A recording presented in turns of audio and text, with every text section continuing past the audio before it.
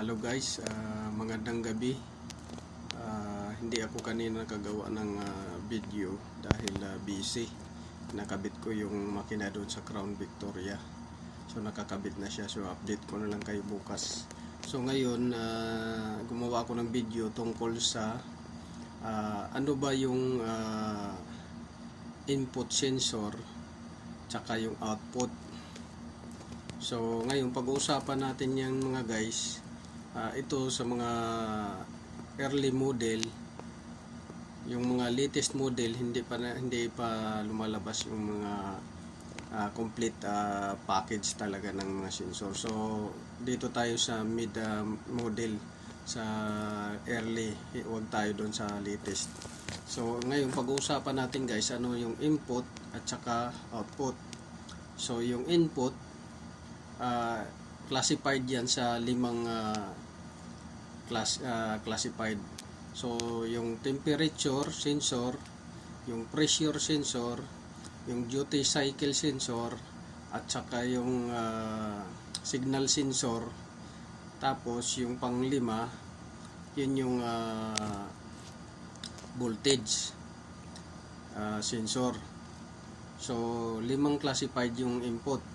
Doon tayo sa output, yun yung mga components na sinusuplayan ng computer.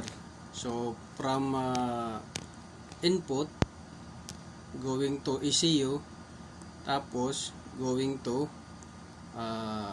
output.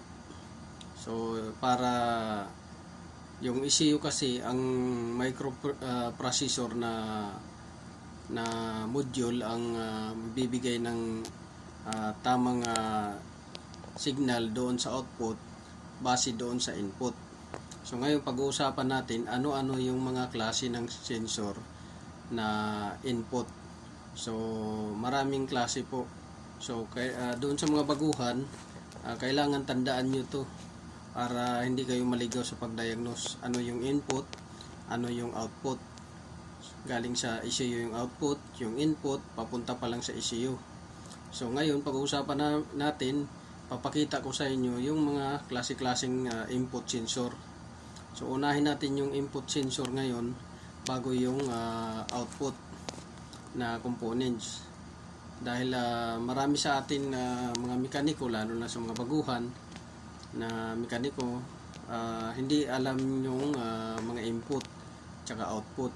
So minsan tumatagal sila sa pagdiagnose dahil hindi nila masundan yung system ng engine management system ng module din. So ngayon papakita ko sa inyo yung mga sensor. So ito guys, actually itong mga sensor na to galing to doon sa mga sasakyan na ginawa ko. So inipon ko talaga yan para gagawa ng video tutorial at saka quick tips, ideas. So pinatong ko lang yan dyan sa kama ko. Pasensyahan nyo na kasi nasa kwarto ako gumagawa ng video. So unahin natin itong sensor na to. So ito guys, yung sensor na to is crankshaft sensor to. So maraming klase yung crankshaft sensor. Ito siya, crankshaft sensor, maraming klase. Yan, crankshaft sensor. So ito crankshaft sensor to ng Dodge. Ito sa JM. Ito sa JM din, Chevrolet, ganyan. So dito naman tayo sa camshaft sensor. Ito camshaft sensor to. Ito sa Nissan. Ito sa Kadya. Ito doon din to sa Hyundai to, Kia, Hyundai. Ito Nissan. Ito siya Nissan. Ito siya Ford. Kung hindi ako nagkamali, Ford or GMC. Ito siya sa ano to guys, Kia. Kia yan ito. So ito siya camshaft sensor to. Itong mga sensor na to, yan camshaft sensor. So ito crankshaft. So ito fuel pressure sensor sa JMC. Galing to sa Acadia, pinalitan ko. Yan guys, galing yan sa Acadia, pinalitan ko. Yan, fuel rail pressure sensor. Tapos ito naman guys, knock sensor. Yan, knock sensor to sa Dodge. Ito naman siya sa Ford or JMC yata to na yan. So ito naman oxygen sensor to guys. Ito siya, oxygen sensor to sa Dodge na sensor. So ito sa mass airflow to guys, mass airflow sensor.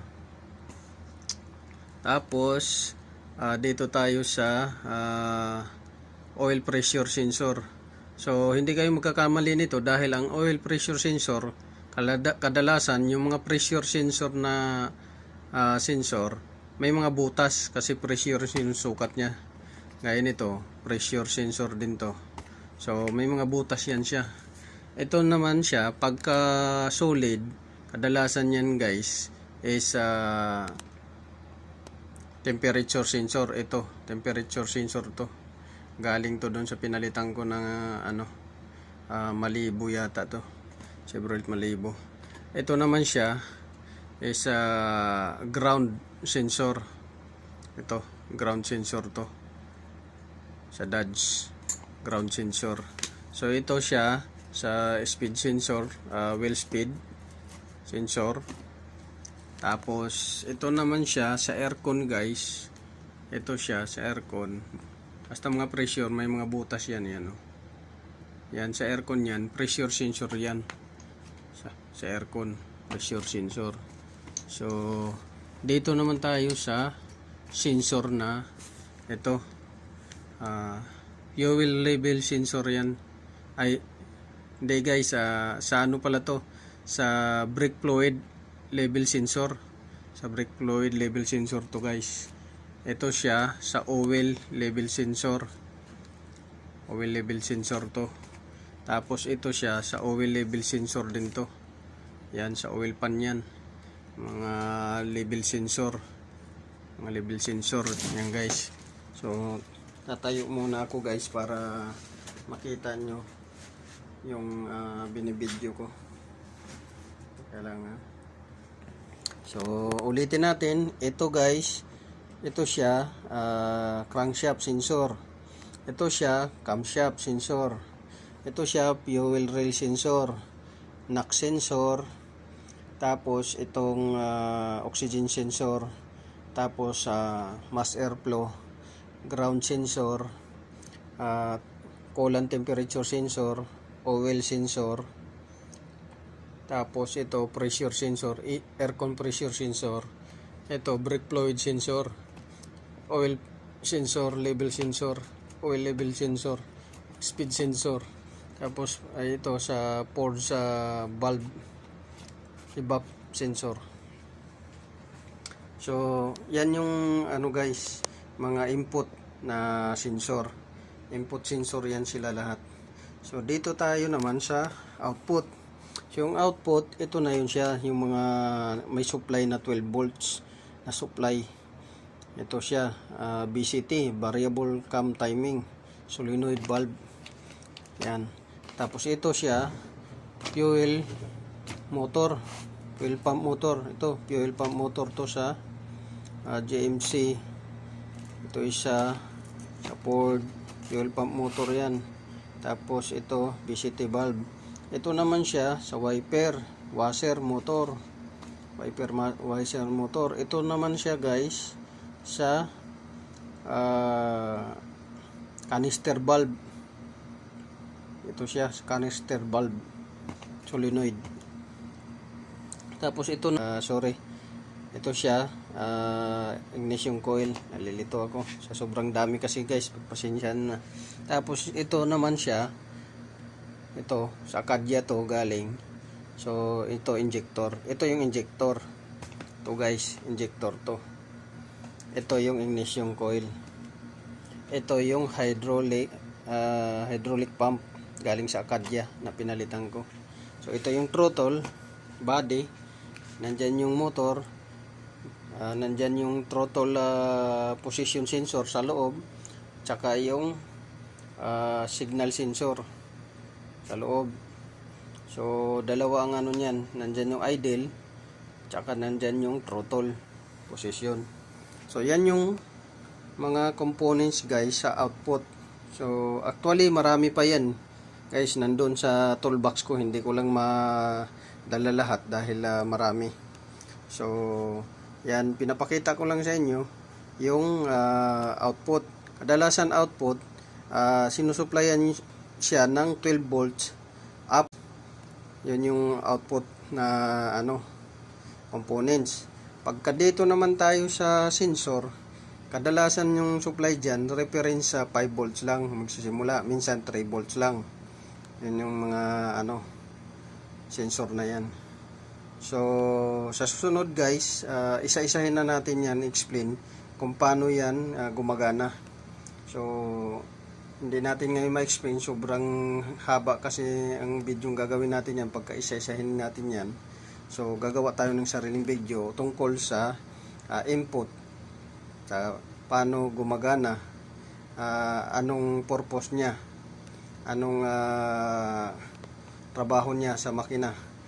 Tapos ito, components, output, isa-isahin din natin yan, hiwalay din na video para magkaroon sila ng separate na video tungkol sa mga sensor. Kasi yung sensor na classified nga sa pressure sensor, temperature sensor, duty cycle sensor, signal, tsaka sa voltage.